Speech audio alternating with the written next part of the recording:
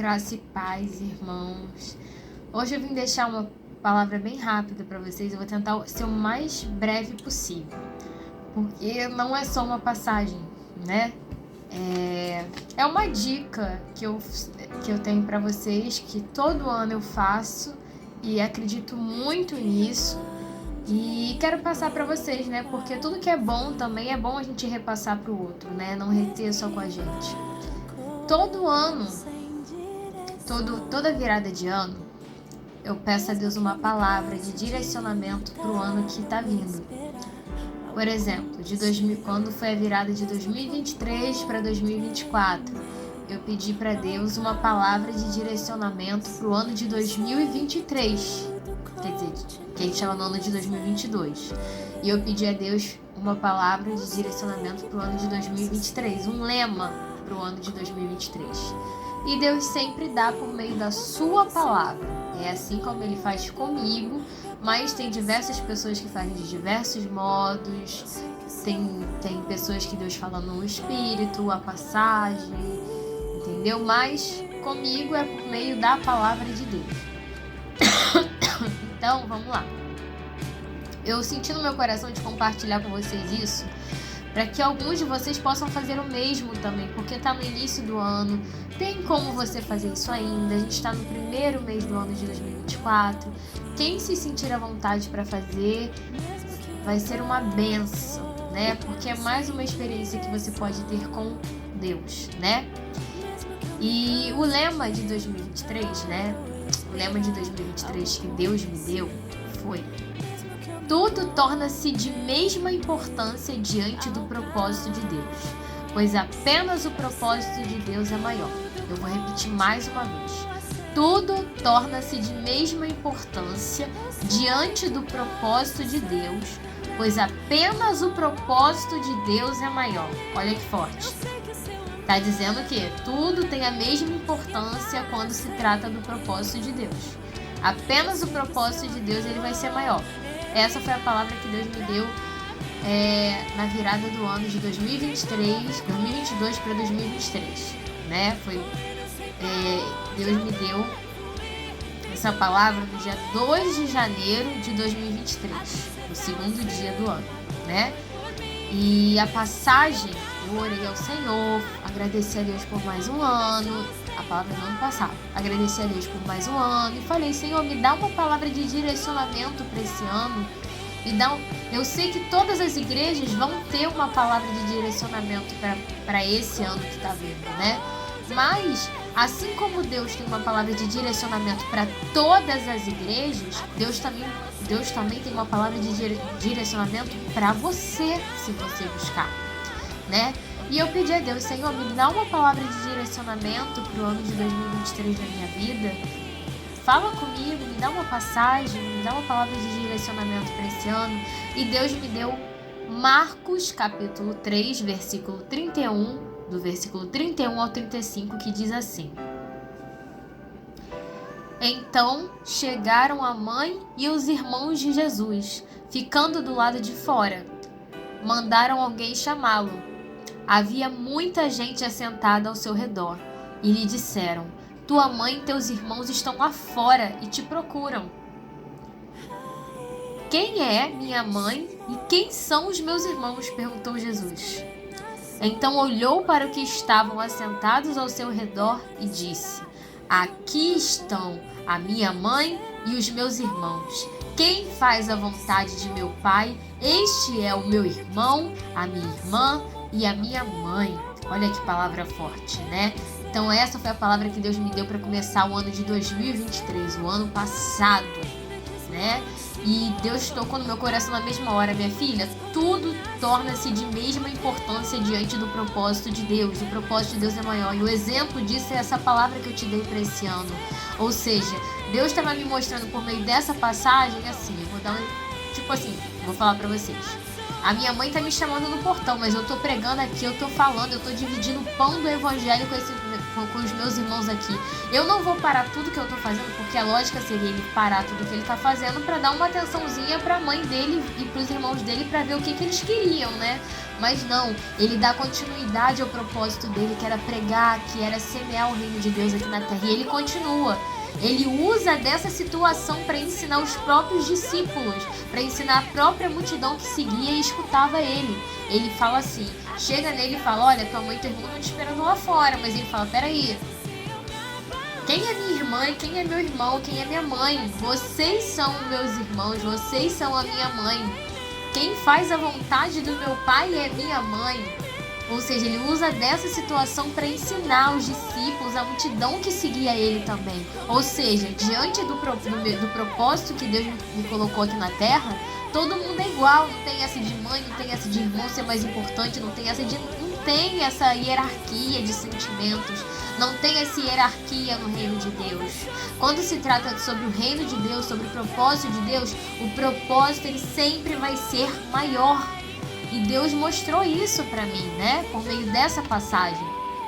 Minha filha, tudo torna-se de mesma importância, ou seja, tudo se torna igual, de mesma importância diante do propósito de Deus, pois apenas o propósito de Deus é maior. E nessa passagem Deus mostra que o propósito maior aqui não foi atender a mãe dele, não foi atender aos irmãos dele. Creio eu que depois que ele pregou, ele parou e foi falar com a mãe dele, com os irmãos dele. Mas enquanto ele estava fazendo o propósito dele ali, ele não parou nada, ele continuou. Ele mostrou que o propósito para que ele veio era maior do que parar tudo e atender a sua família, né?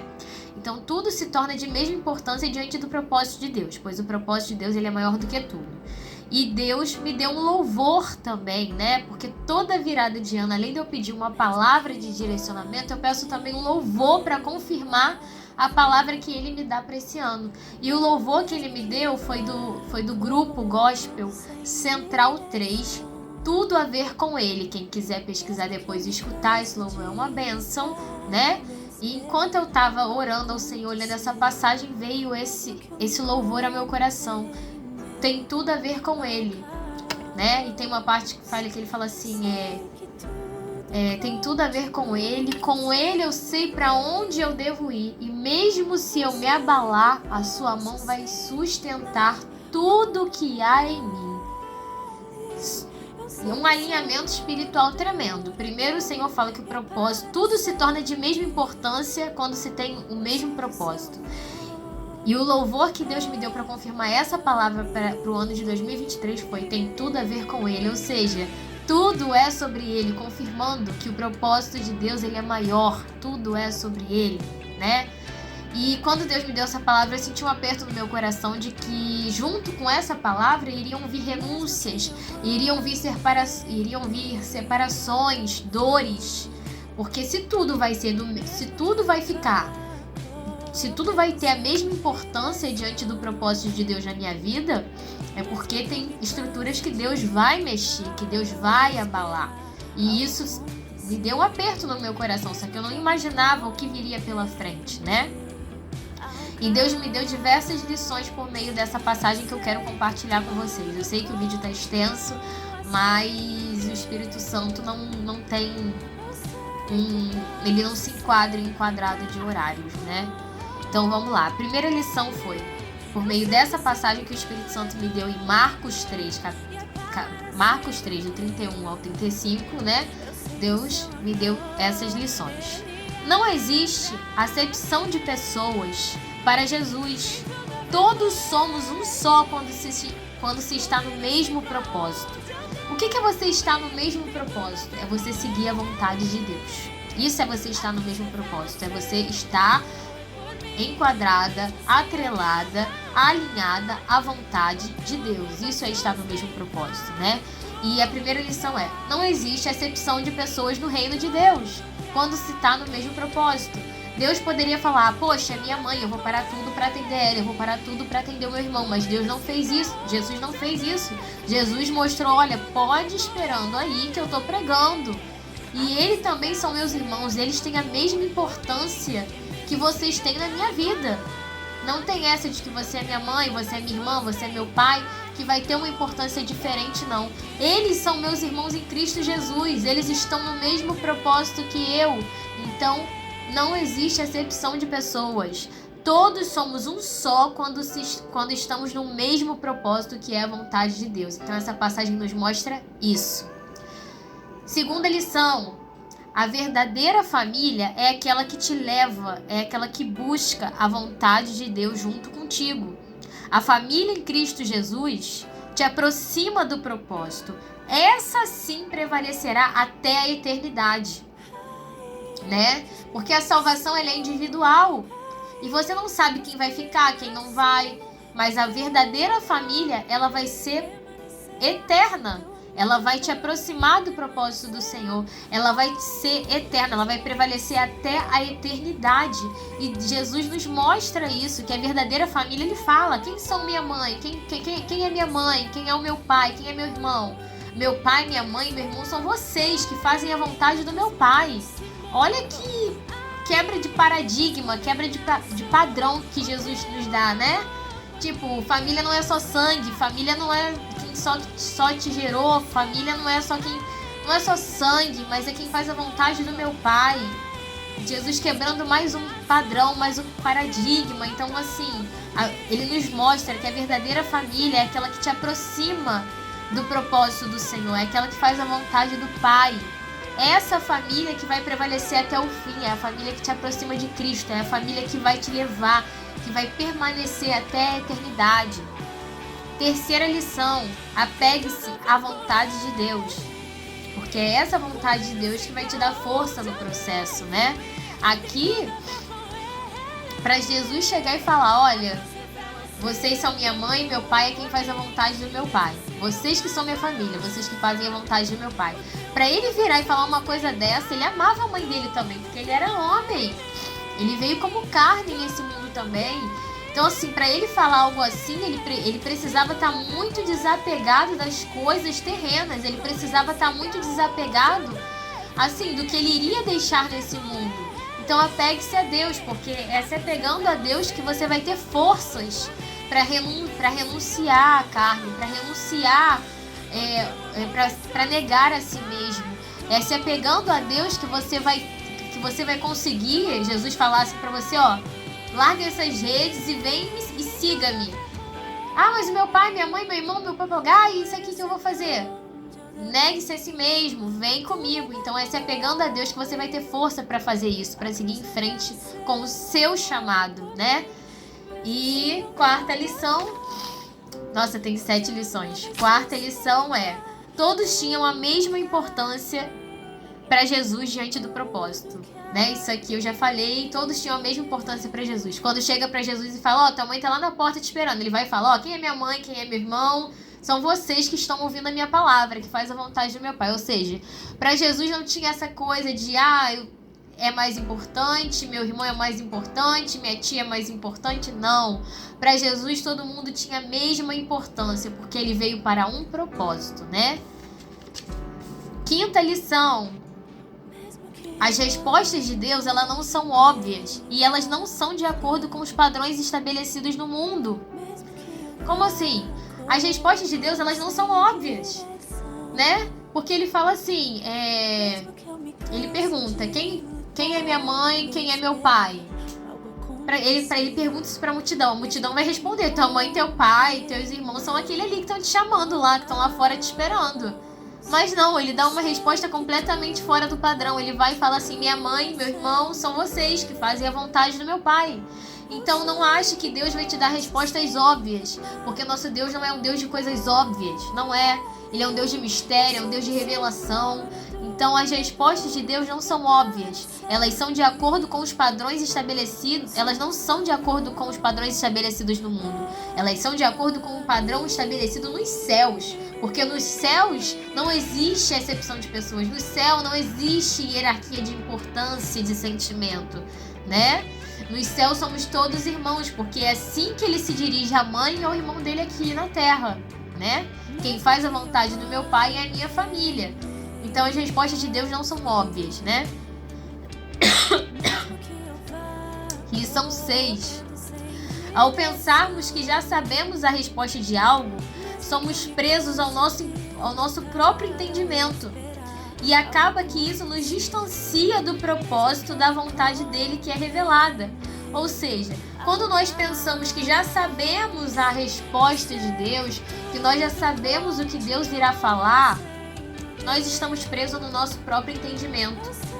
Quando a gente pergunta, Jesus, a sua mãe está lá fora, e a gente já sabe, a mãe dele é aquela que está lá fora, a irmã dele, o irmão dele é aquele que está lá fora, é a parentela dele.